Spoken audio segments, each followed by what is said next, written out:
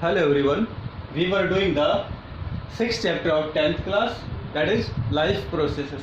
तो इसके अंदर हमने जो लास्ट टॉपिक किया था वो था ह्यूमन डाइजेस्टिव सिस्टम, जो हमारा कंप्लीट हो गया था। उसके बाद वाला टॉपिक था हमारा रेस्पिरेशन का। तो generally we have studied about the respiration in our previous lecture. तो उसके अंदर हमने पढ़ा था कि how do respiration takes place and types of the respiration. Two types देखे थे हमने, aerobic respiration and anaerobic respiration. तो ये भी हमने पढ़ लिया था कि रेस्पिरेशन के अंदर क्या होता है, it involving the two main functions. First the breathing, exchange of the gases in which takes place, and another is the breakdown of the glucose into the simpler carbon dioxide and water to release the energy, that is the cellular respiration। तो इसमें दो part थे, breathing का और cellular respiration का। उसके बाद का हमारा जो टॉपिक है वो है ह्यूमन रेस्पिरेटरी सिस्टम। तो आज हम ह्यूमन बॉडी के अंदर रेस्पिरेशन किस तरह से होती है उसके बारे में स्टडी करेंगे। तो वी है inhale the air or the gases through our nose। तो we are having the pair of nostrils। तो nostrils के साथ जो air है वो हमारी बॉडी में एंटर करती है। nostrils open into the nasal cavity। Nostril किस में ओपन होते हैं, नेजल कैविटी में ओपन होते हैं। नेजल कैविटी के अंदर क्या होता है, जो होल है हमारे नोज में, तो that is the nasal cavity, वो नेजल कैविटी है। तो नेजल कैविटी के अंदर क्या है, फाइन हेयर्स हैं, छोटे छोटे बाल होते हैं, एंड द म्यूकस और म्यूकस ग्लैंड्स है। उसके अंदर क्या है, म्यूकस ग्लैंड्स है। एक तरह का जो म्यूकस है वो भी इसके अंदर नेजल कैविटी के अंदर रिलीज होता है। दोनों का फंक्शन क्या होता है, जो फाइन हेयर्स है और जो म्यूकस ग्लैंड्स हैं, म्यूकस सीक्रेट द म्यूकस, तो that is the main function to prevent the entry of the dust particles. जो भी एयर के अंदर डस्ट पार्टिकल हैं, कुछ डर्ट है और जो बैक्टीरियाज हैं, they remain inside the nasal cavity because they are protected through these hairs और the mucus secret by the mucus glands in the nasal cavity. तो they prevent the entry of the these dust particle, dirt particle and the bacterias inside the lungs. तो उसको वो protect करते हैं। Then the nasal cavity है that's opens into the throat, that is known as the pharynx। किसमें open होती है, pharynx में ओपन होती है। nasal cavity के बाद माउथ की बक्कल कैविटी होगी। तो ये कौन सा पार्ट हो गया, ये पार्ट हो गया pharynx का। pharynx के अंदर क्या है, दो पैसेज है। एक फूड के लिए, हमारा जो थ्रोट है इसके अंदर दो पैसेज होंगे, एक फूड के लिए और दूसरा एयर के लिए। तो देखिए फूड के लिए then that's opposite to the esophagus, जो हमने पहले पढ़ लिया। और जो एयर है, एयर चैम्बर के लिए, एयर की एंट्री के लिए, तो that's have the larynx। ये पार्ट कौन सा आ गया, larynx का आ गया। तो larynx किसके लिए है, और पैसेज ऑफ एयर। तो larynx है, it is about 2 inch और 5 centimeter in length and it's having the opening called glottis। तो जो larynx की ओपनिंग होगी जिसके थ्रू एयर जाती है, it is called glottis, and the glottis is here having a lid that is known as epiglottis। glottis के ऊपर क्या है, एक lid होती है जिसको क्या बोलते हैं, epiglottis बोलते हैं। ये epiglottis क्या करते हैं, it prevent the entry of the water droplets or the food particles that suddenly enters into the larynx। तो गलती से कभी हम खाते हैं या पीते टाइम बोल पड़ते हैं, तो जो कुछ फूड के कण या कुछ पार्टिकल्स हैं भोजन के, या फिर कुछ जब पानी पी रहे हैं तो उसकी कुछ ड्रॉप्स हैं तो वो गलती से लेनेक्स में चली जाती हैं। तो ये एपिग्लोटिस क्या है, एक लिड है, तो वो फर्दर उसको लंग्स में जाने से रोकती है। तो this prevent by the epiglottis, plays an important role. तो ये एक इम्पोर्टेंट रोल प्लेज करती है। तो then larynx open into the trachea. ये लेनेक्स हो गया, लेनेक्स किसमें ओपन होता है, ट्रैकिया में ओपन हो जाता है। दैट्स आवर एयर पाइप और विंड पाइप। तो ये क्या है, ट्रैकिया है। ट्रैकिया की लेंथ कितनी है, about 11 centimetre and having the cartilaginous rings. इसमें क्या है, कार्टिलेजियस रिंग्स हैं, वो क्या करते हैं, इसको कॉन्ट्रैक्ट होने से बचाते हैं, उसको सिकुड़ने से बचाते हैं। And it's divide into the 2 parts. उसके बाद क्या है, लास्ट में कितने में, 2 में डिवाइड हो जाती हैं। These 2 are known as bronchi. इन दोनों को क्या बोलेंगे हम?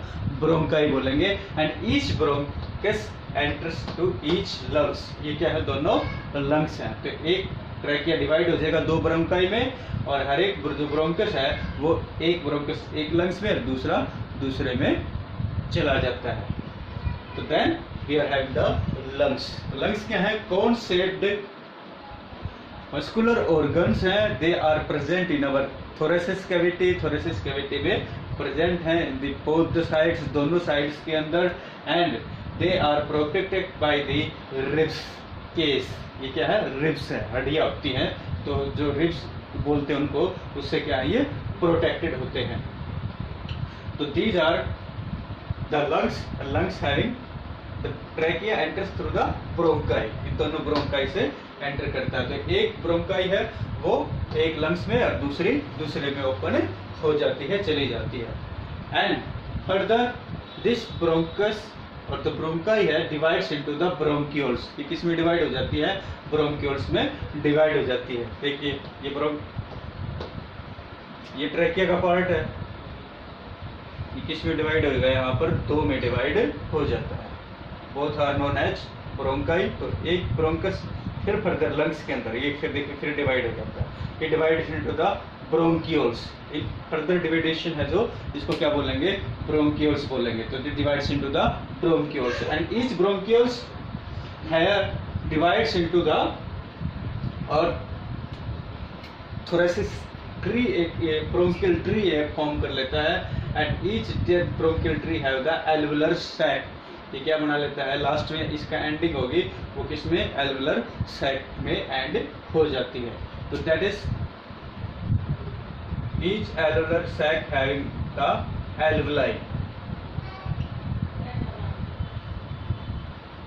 हर एक जो एल्वुलर सैक है उसमें क्या होगी? एल्वुलाई प्रेजेंट होगी। तो देखिए ट्रैकिया दो में डिवाइड हो गया, दोनों को क्या बोलेंगे? ब्रोंकाई बोलेंगे। हर एक जो ब्रोंकस है, bronchi plural word, bronchus singular word. तो सिंगुलर वर्ड है ब्रोंकस। एक ब्रोंकस एक लंग्स में, दूसरी ब्रोंकस दूसरे लंग्स में आ जाती है। फिर ये डिवाइड हो जाती है। डिवाइड होने के बाद इनको क्या बोलेंगे? ब्रोंक्यूल्स। और इसी तरह से फर्दर डिवाइड हो जाती है। तो डिवाइड होके एक ट्री की जैसी शेप आ जाती है, फिर डिवाइड होगी तो that is known as bronchial tree. इसको क्या बोलते हैं हम? ब्रोंकियल ट्री बोलते हैं। और एक जो इसकी एंडिंग होगी वो अंगूर के गुच्छे की तरह, ग्रेप्स के गुच्छे की तरह एल्वुलर सैक के रूप में यहाँ पर ये डिवाइड होके एंड हो जाती है। तो दैट इज एल्वुलर सैक, जो इसका लास्ट पार्ट होगा। एल्वुलर सैक में क्या होते हैं? एल्वुलाई होती है, इस तरह की शेप की कप शेप एल्वुलाई होती है।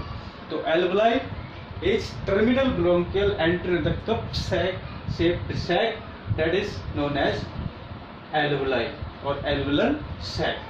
तो यहाँ पर क्या होता है? एल्वुलाई के अंदर गैस का एक्सचेंज होता है। ऑक्सीजन अंदर आएगी और इसके अंदर से बाहर क्या आएगी? कार्बन डाइऑक्साइड इससे बाहर निकलती है। एंड ईच एल्वुलाई है it is surrounding bye the blood capillaries. ये क्या है? ब्लड कैपिलरीज है। तो हर एक जो एल्वुलाई है उसके चारों तरफ क्या होती है? ब्लड कैपिलरीज प्रेजेंट होती हैं। तो फिर the exchange of gases takes place from the lungs to blood और alveoli to the blood capillaries. वहां पर क्या होता है? एक्सचेंज ऑफ गैसेस होता है। ये जो लास्ट वाला पार्ट आपको दिख रहा है that is known as diaphragm. ये डोम शेप्ड शीट है मसल्स की। इट इज और it separate the thoracic cavity and the उसके बाद बड़ा एब्डोमिनल कैविटी। तो एब्डोमिनल कैविटी और थोरेसिस कैविटी को ये सेपरेट करता है। It is known as diaphragm. Diaphragm has the important function, वो हम डिस्कस करेंगे। तो देखिए that last part is the diaphragm. So trachea divide into the bronchi, bronchi divide into the bronchioles or bronchioles form the bronchial tree and its ending is known as alveolar sac. Alveolar sacs have the alveoli. Alveoli is the balloon shape organ. Small alveoli are there and each alveoli that is surrounding by the blood capillaries and the walls of the alveoli and the blood capillaries are so thin that there will be the exchange of the gases takes place in between the blood capillaries and alveoli. इनकी जो wall होती है वो इतनी thin होती है कि दोनों के बीच में आसानी से ब्लड कैपिलरीज में और एल्वुलाई के बीच में एक्सचेंज ऑफ गैसेस हो सके। तो इसी तरह से that's about the human respiratory system. उसके बाद देखिए रेस्पिरेशन कैसे होता है, the function of that is to the diaphragm. Diaphragm क्या होता है, कॉन्ट्रैक्ट होता है when we inhale the air through the nostrils, diaphragm contract, diaphragm क्या हो जाता है, contract और become flat and ये फ्लैट हो जाएगा डायफ्राम कॉन्ट्रैक्ट होने के बाद there will be the increase in the surface area और creation of the vacuum rust inside the lungs. तो लंग्स में क्या होगा, वैक्यूम क्रिएट होगा एरिया बढ़ जाने के बाद and that vacuum rust have to enter of the air through the trachea to the lungs and that's fill inside the alveoli। तो ये यहाँ पर जो डायफ्राम कॉन्ट्रैक्ट होगा, तो डायफ्राम कॉन्ट्रैक्ट होने के बाद यहाँ पर जो सरफेस एरिया है लंग्स का वो बढ़ जाएगा, जिससे यहाँ पर क्या क्रिएट होगा, वैक्यूम क्रिएट होगा और वैक्यूम क्रिएट होने के बाद क्या होगा, एक वैक्यूम रस क्रिएट होगा जिससे जो एयर है it enters into the lungs and field inside the alveoli. तो वो किसमें भर जाती है, एल्वुलाई में एयर भर जाती है। तो this is due to the contraction of this diaphragm. तो डायफ्राम कॉन्ट्रैक्ट होने के बाद फ्लैट हो जाएगा, एक बार फिर से बताता हूँ आपको मैं, और जैसे सरफेस एरिया है लंग्स का वो इंक्रीज हो जाता है, वैक्यूम क्रिएट हो जाता है, वैक्यूम वरस बन जाता है and that helps to fill the air inside the lungs और इनसाइड द एल्वुलाई। तो इससे क्या हो जाती है, जो एयर है वो इजीली लंग्स के अंदर और एल्वुलर साइड के अंदर फिल्ड हो जाती है। Then exchange of gases takes place in between the alveoli and blood capillaries, exchange of gases हो जाएगा, then the diaphragm relax, diaphragm क्या हो जाता है, फिर relax हो जाता है, comes to original shape, now it's apply the pressure or the that will get its original shape and then air exhale out through trachea to the nasal cavity। तो इस तरह से एयर एंटर होगी और इसी प्रकार से एयर है जो बाहर चली जाएगी।